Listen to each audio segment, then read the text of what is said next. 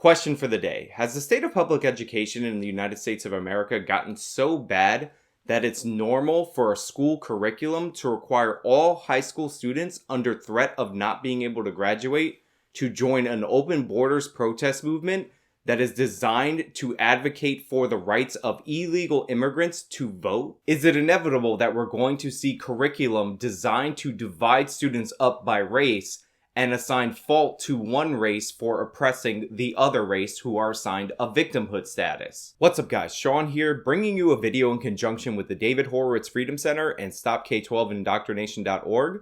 And today I'm going to tell you about a bold move by the California State Legislature to require all of its high school students under the threat of not being able to graduate to become activists for the voting rights of illegal immigrants, as well as a curriculum designed to divide up students based on race and make one racial group apologize for their actions to another racial group. Recently, the California State Legislature faced a wave of backlash both from parents and concerned education advocates over their proposal to require students to take ethnic studies curriculum as a requirement for graduation in all California state schools. The proposal defined ethnic studies as the study of the experience of people of color throughout the United States and the oppression that they supposedly endure. In order to complete this education program, students are required to become quote-unquote agents of change and complete one engagement action project. The course guide features a grand total of only one engagement project that students must complete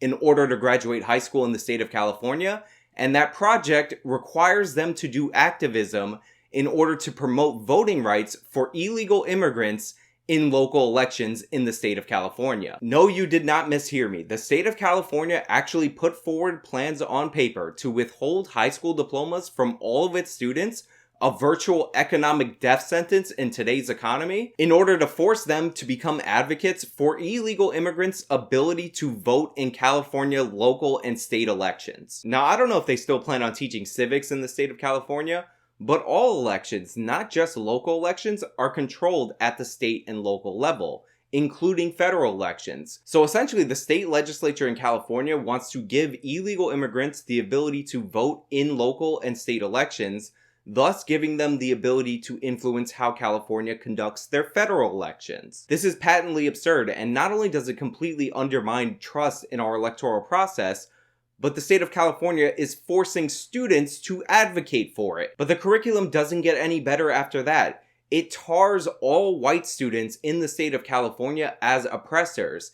It tells them that being white is inherently exclusionary to all other groups, and it requires them to take a privilege walk in order to complete the ethnic studies curriculum. So according to this curriculum, since whiteness inherently separates you from the rest of society, in order to complete this curriculum, you have to racially segregate all of the whites, harass them until they feel incredibly guilty about the way that they were born, and then after they apologize for being born white, they can complete the course. Now, while white students are taught that they are inherently oppressors, minority students are taught that they are the oppressed.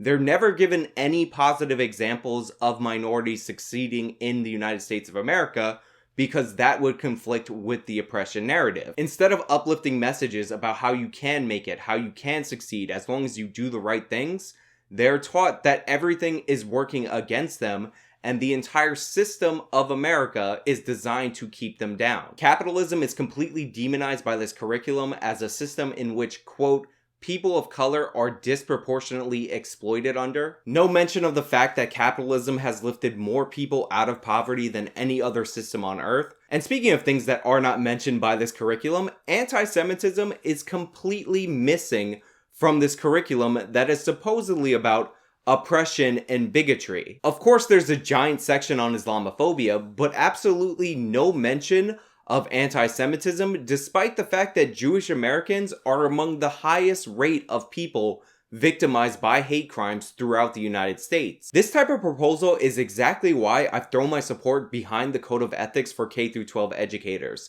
Although this proposal was pulled due to the immense backlash that it got from parents and education advocates, there is nothing to stop the state of California from trying to slip this by in another legislative session. This is why we need a legislative safeguard against these types of curriculum.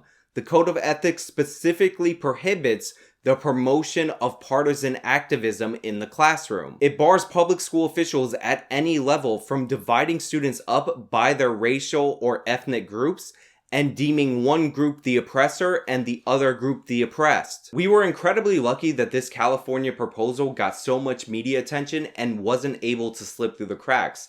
But in reality, California is not the only state pushing these ethnic studies curriculum.